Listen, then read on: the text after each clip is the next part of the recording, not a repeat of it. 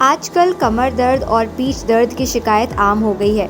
फिर चाहे कोई युवा हो या बुजुर्ग, कमर दर्द किसी न किसी रूप में परेशान कर ही रहा है। इस दर्द को अक्सर नज़रअंदाज कर दिया जाता है, जो धीरे धीरे बढ़ता जाता है। ये दर्द न केवल शारीरिक असुविधा पैदा करता है, बल्कि दिनचर्या को भी प्रभावित करता है।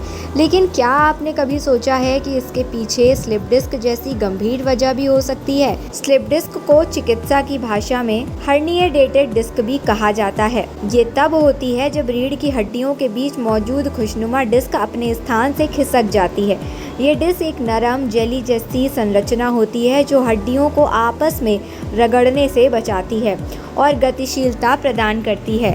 जब यह डिस्क फट जाती है या अपनी जगह से खिसक जाती है तो पास की नसों पर दबाव डालती है, जिस कारण तेज दर्द, सुन्नता और कमजोरी कमर से लेकर पैर तक महसूस होती है।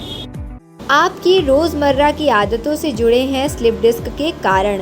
स्लिप डिस्क के कई कारण हो सकते हैं। इसमें से कुछ आपकी रोजमर्रा की आदतों से जुड़े हैं, जिसमें सबसे बड़ा कारण है गलत तरीके से बैठना या झुकना। इसके अलावा भारी सामान उठाना, खासकर गलत ढंग से, डिस्क पर अतिरिक्त दबाव डालता है। बढ़ती उम्र भी एक अहम वजह है, क्योंकि उम्र के साथ डिस्क का लचीलापन कम होने लगता है। मोटापा, व्यायाम की कमी और कभी कभी अचानक लगने वाली चोट भी स्लिप डिस्क का कारण बनती है। सही लक्षणों को पहचानना जरूरी। कमर और पीठ दर्द स्लिप डिस्क से जुड़ा है या नहीं, इसके लिए सही लक्षणों को पहचानना होगा। इसमें सबसे आम लक्षण है लगातार तेज दर्द, जो कमर में शुरू होकर पैरों तक होता है।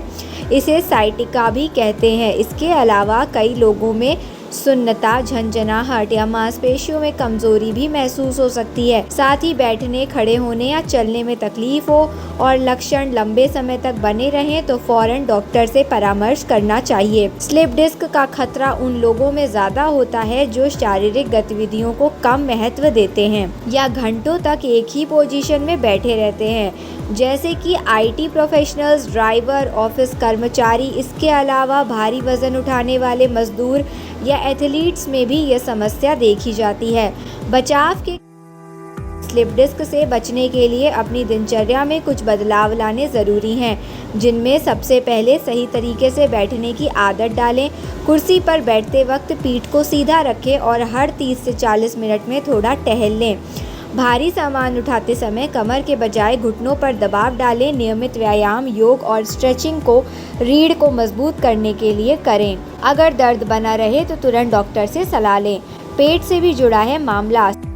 स्लिप डिस्क की परेशानी मुख्य सिटिंग प्रोफेशन, एथलीट्स और कब्ज से परेशान लोगों को होती है। इसके लक्षण किसी किसी स्थिति में बहुत तीव्र तो कई बार सामान्य होते हैं, जिसके आधार पर ही उपचार किया जाता है। इसमें सबसे पहले दर्द और सूजन को कम करने के लिए दवाइयाँ दी जाती हैं। इसके साथ ही फिजियोथेरेपी की सलाह भी दी जाती है, जो बेहद लाभकारी है।